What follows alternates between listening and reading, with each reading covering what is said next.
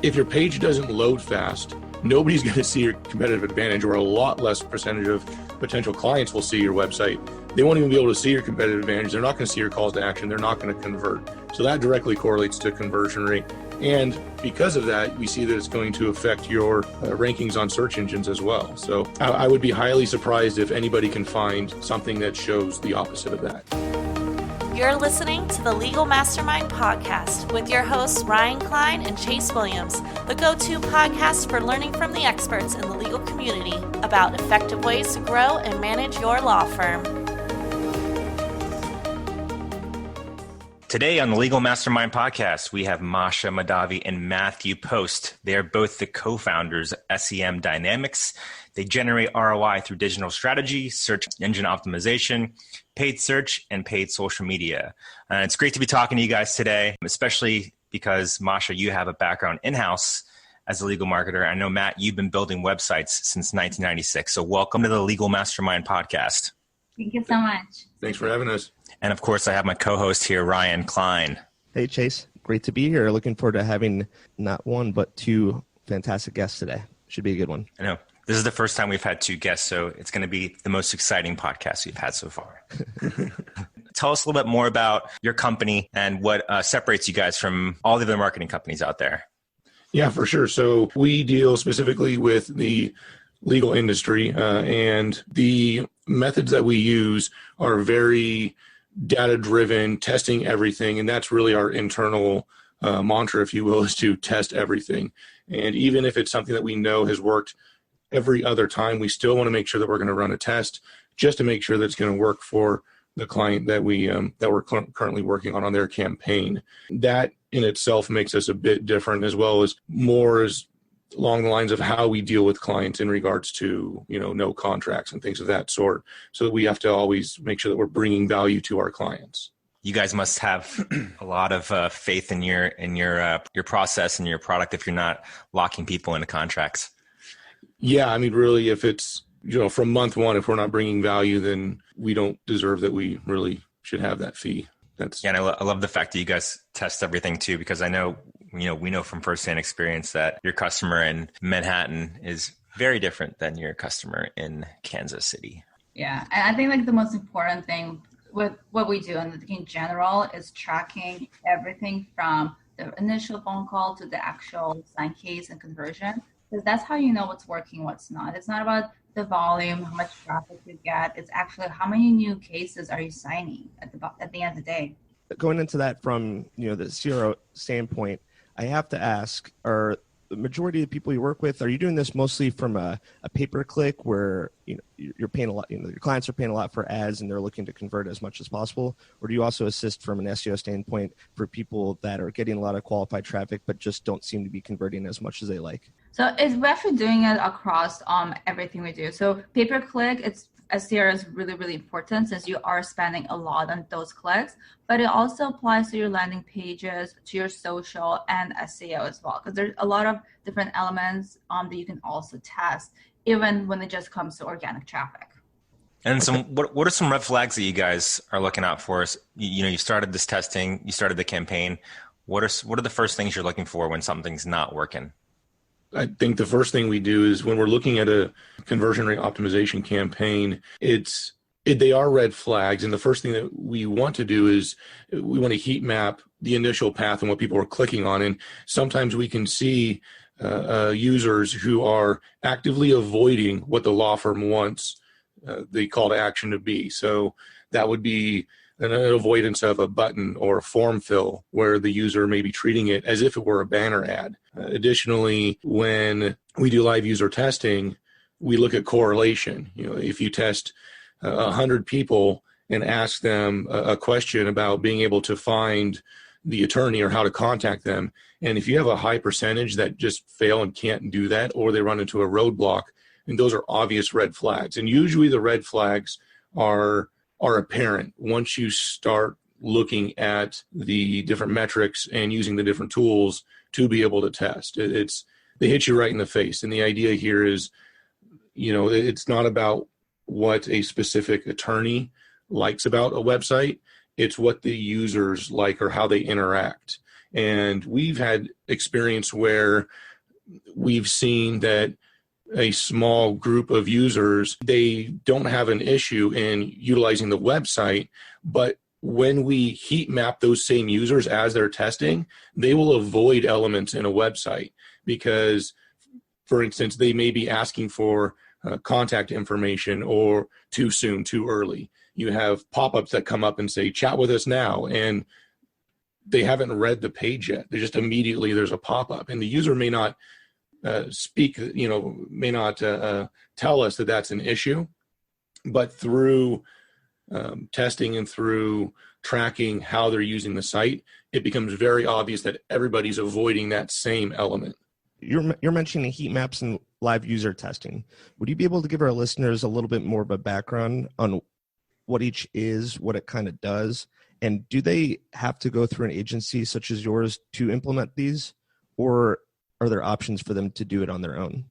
Absolutely, great question. And they can definitely do this on their own.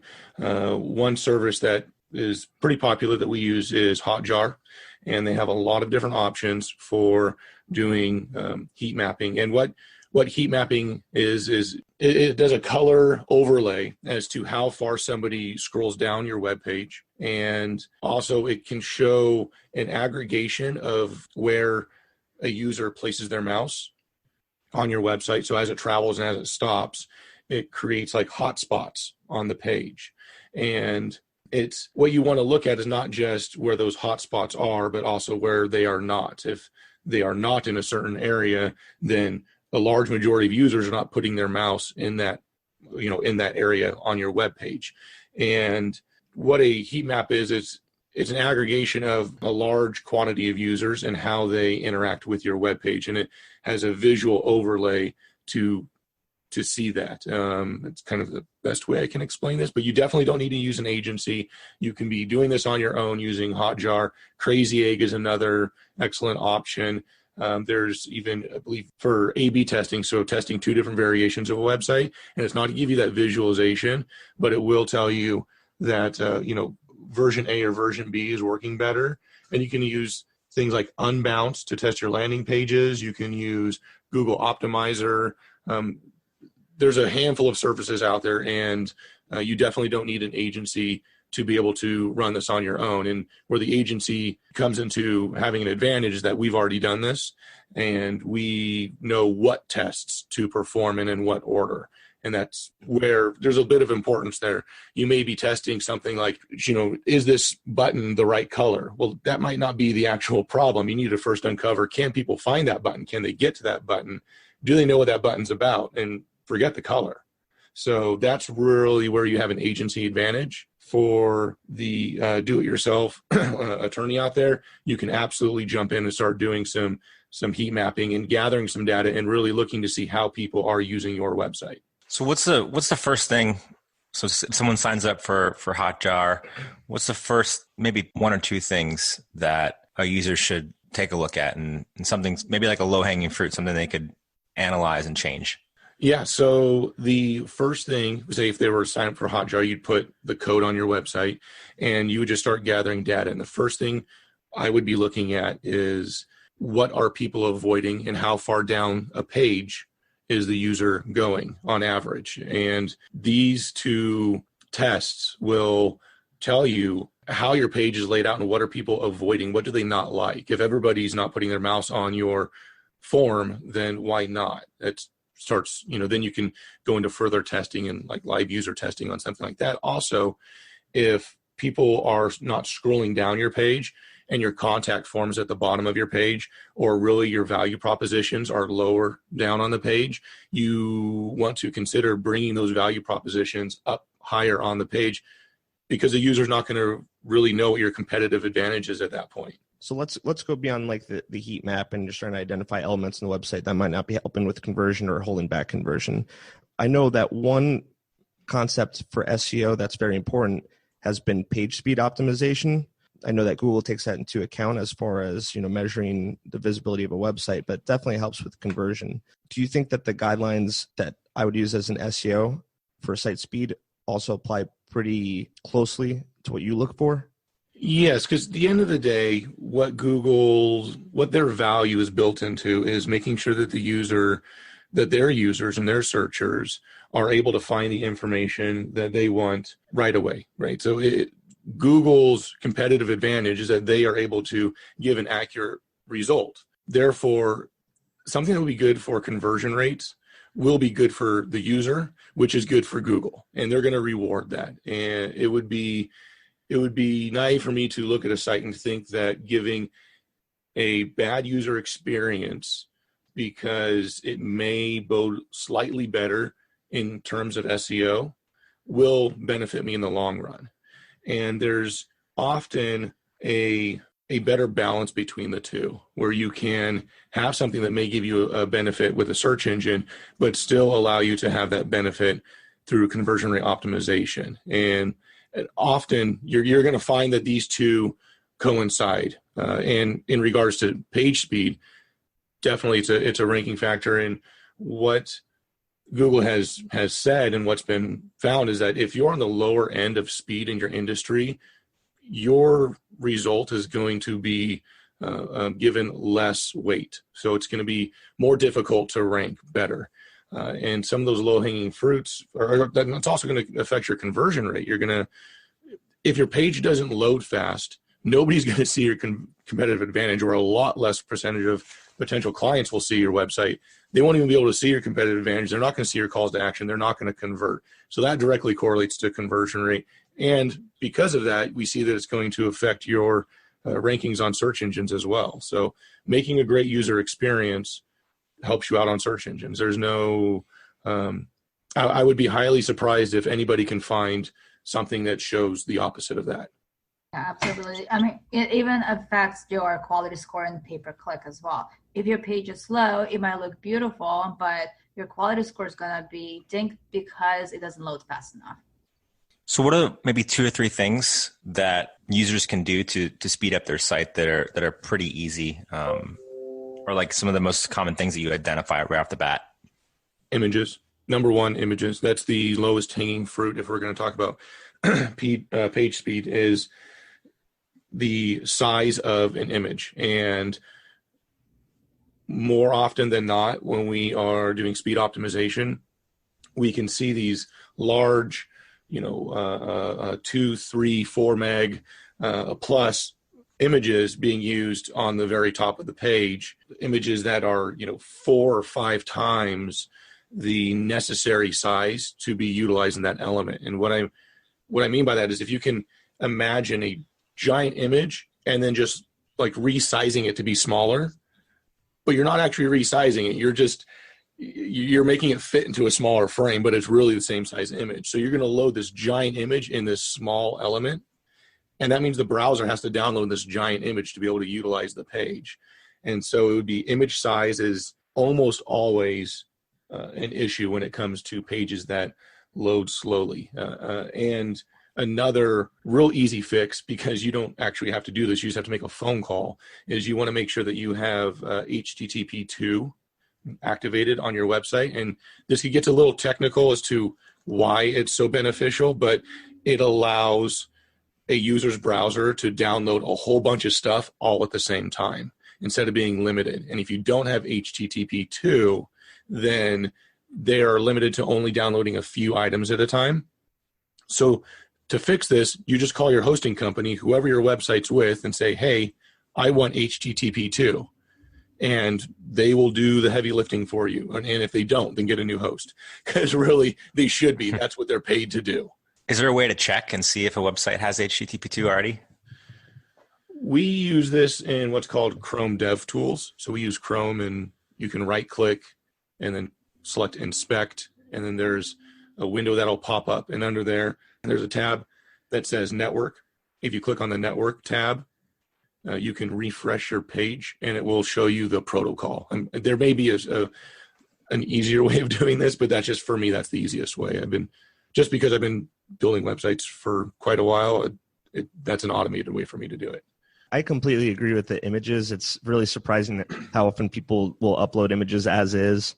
it could be like 4,000 by 6,000 for all we know. Then they use the code to reduce it to 1,000 by 600, but it's still downloading that image times 10, 15, talking about dozens and dozens of unnecessary megabytes on the website. So that's definitely, that would be number one on my list. So what happens when you kind of, dig a little deeper, and then for me, maybe 2 and 3 on the list, or sometimes the host is just really slow. It's on a crappy shared server. Yeah. Sometimes they just use plugins. If it's WordPress, for absolutely everything, they have 30, 40 plugins going on.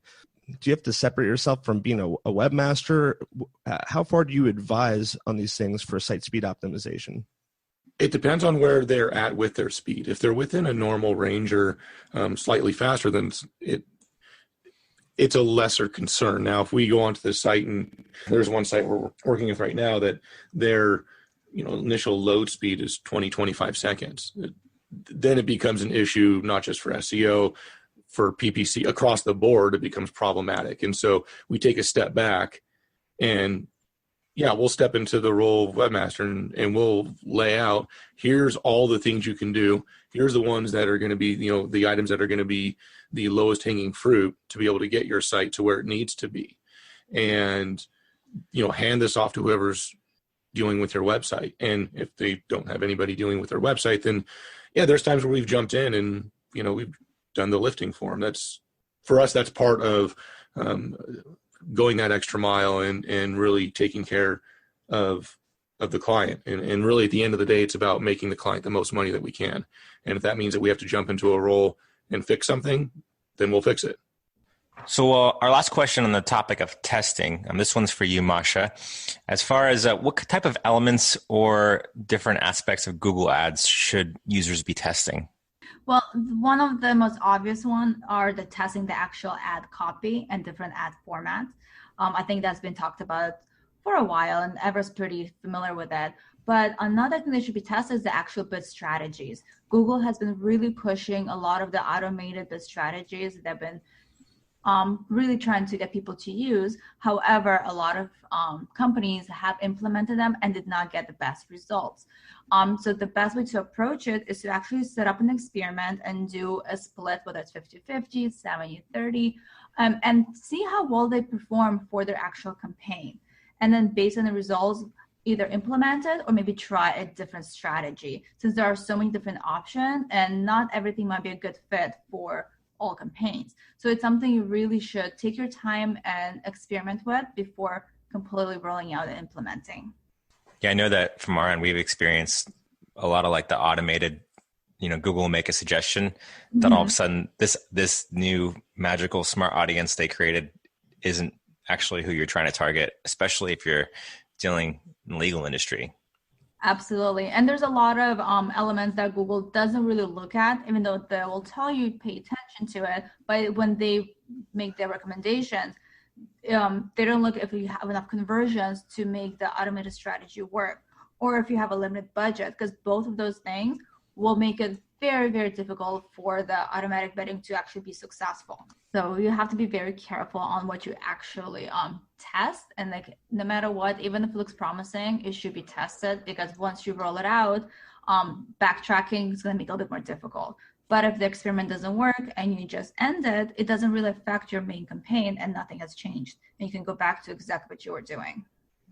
I have one last question for you two, and I know that not only are you two experts on CRO, but also the importance of being ADA compliant, which is certainly a trend that is taking off, especially with what's going on with Domino's nowadays. And so we don't have enough time to specifically talk about the whole breadth of ADA and how to be compliant, but based off the conversation we've already had, there are some components of being ADA compliant that can certainly help or ties into CRO. Would you two be able to expound upon that? Yeah, absolutely. And being ADA compliant for your website is highly important for conversion rate optimization, especially for an attorney. If somebody has been injured and you're a personal injury attorney, then you definitely want to have your site accessible enough for that potential client who's been in a catastrophic event to be able to utilize your website and reach you. So it's a direct issue of conversion rate at that point. And when you look at, there's millions of people throughout the U.S. who are affected by catastrophic events every day who are unable to utilize a website that's not compliant, you're missing out on a lot of business potentially. And some of the easy things that can be fixed for ADA compliance is, color and contrast. If you're using a light gray text on a light gray background, and there's not enough contrast between the two, it can be difficult with somebody who's had an eye injury to utilize your website because they can't read the text, they can't read your calls to action. Same thing if it's not keyboard accessible. If somebody is unable to use a key or use their mouse, and they're only able to utilize a keyboard or a screen reader, and they can't use your website, they're going to give that business to your competitor who does have a website that is accessible. And that's bottom line. It comes down to dollars and cents at this point. It's, do you want to make money? If you want to make more money, become ADA compliant. Yeah, and you also avoid getting sued in the process. There is that. Yeah, that's an added benefit for sure. That sounds like that makes complete sense, especially for every practice area, but especially personal injury, which someone may or may not be disabled and definitely needs that extra bit of assistance interacting with a website or a landing page. Yeah, that, and even you look at elder care or anything of that. I mean, sure. There are obviously certain ones where it becomes more important, obviously more important, but overall, I mean, you still have a large percentage of people that can utilize or take advantage of the benefits of a website that is compliant. I am very curious to know if there was ever a situation where someone came to you from an SEO or pay-per-click standpoint, and they're just like, I don't think this is converting, and you looked at it at first glance and were like, wow, this is actually a pretty good website landing page. It doesn't look like there's anything wrong with it at first glance, but then when you dove in and did some testing and and your background and expertise on it, you discovered something and are like, wow, this is the reason it's being held back so much, and then their conversions went up dramatically. Has there been a situation like that recently? Or I can think of one, Masha. I don't know if you want to. Yeah, I can think of one. Why don't you go first, and then we'll see who has a better example. Absolutely. So two quick examples. One was on the SEO side where the page wasn't ranking, and they were coming to us and I said, well, this page should rank. But when I looked at the site level, I realized, well, Google can't crawl this page. So therefore, you can't rank a page that Google actually can't find and crawl. And it was a structure issue that they had with the site. That one came to light fairly easily as to what the issue was in regards to conversion rate, where I've looked at a page and said, this should absolutely convert. It wasn't until we did heat mapping, and this is why I say where people will treat it like a banner ad, where we can see their mouse moving down and moving around their contact form because it looked like an ad. And at first it didn't appear to me that way, but that's how it was being interacted with by a large number of users. So we replaced the form with a button and put some calls to action and some value propositions around it and cleared that right up. Yeah, and I have another example. Especially for paid, some of the basic issues we found were technical issues, such as people actually filling out the forms, but they weren't receiving them because they were just living in the back of the site and no one actually saw the form submissions. And the other one, the contact form was at the bottom of the page, and people weren't scrolling down, and without the heat mapping, they didn't realize, they thought that it's not converting, but it's because people never even got to see the form because it was so long at the bottom of the page. So that was a very easy one for us to make. Just adjust the form position and you start seeing your conversions. You would say that most of the time it's not like a huge overhaul. Sometimes it's just a few slight adjustments that put it back on track, and then you can do further optimization from there. Absolutely. I mean, we test like people's phone numbers and emails because sometimes email's broken, and we've had people have phone numbers on the website that they didn't renew the phone number and they lost the phone number. No. Ouch. Oh, yeah. So yeah, that's like definitely one real easy thing just to check real quick when you start working with someone. As far as conversion optimization, one of the basic things that I think very often overlooked is dynamic phone number insertion on the pages. Because if you want to know what's working, what's not working, having those numbers to see like when your conversions are coming from, which pages, is very helpful. Yeah, we agree with that. Very easy to do. Mm-hmm. We use CallRail. Yep. That was great. Anything else you'd like to give to our listeners before we conclude today's topic? I would say that if they have any question or need any help, they can definitely visit our website at semdynamics.com, and we can at least look at their site and see if there's any way that we can help, or if there's something they can do on their own. We'll definitely tell them, what they can do on their own to increase their conversion rates on their own website. Thanks for listening to the Legal Mastermind podcast. If you're interested in working with Ryan and Chase, please email mastermind@marketmymarket.com. Make sure to join the free mastermind group for growing and managing your firm at lawfirmmastermind.com.